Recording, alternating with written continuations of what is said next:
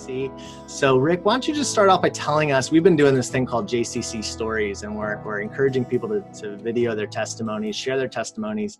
Now, just give us like a 1 or 2 minute, 3 if you need it, but just a real overview of what God's done in your life, and how he saved you, and just how Rick Eisemann came to the family of God.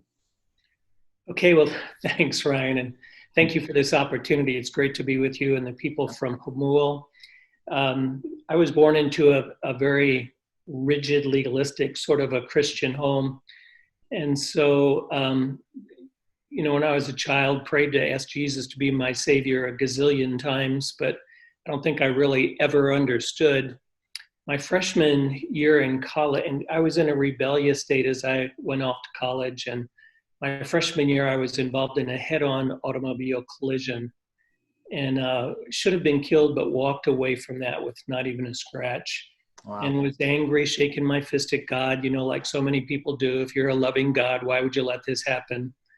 But the girl that was with me, this was a first date for us, she went through the windshield and had over 300 stitches in her face. And had been a beautiful girl, would never be a beautiful girl again. So when I went to the hospital to see her for the first time, what on earth would I say to her? I'm sorry, that somehow just didn't seem quite enough. But she reached over, took my hand, and as best as she was able to, said, Rick, many years ago, I asked Jesus to be my savior, and he gave me the promise in Romans 8:28 that he would use everything in my life for my good. She said, I don't know how he's going to do that. But she said, I can trust him with even this terrible crisis in my life to use it ultimately for my good.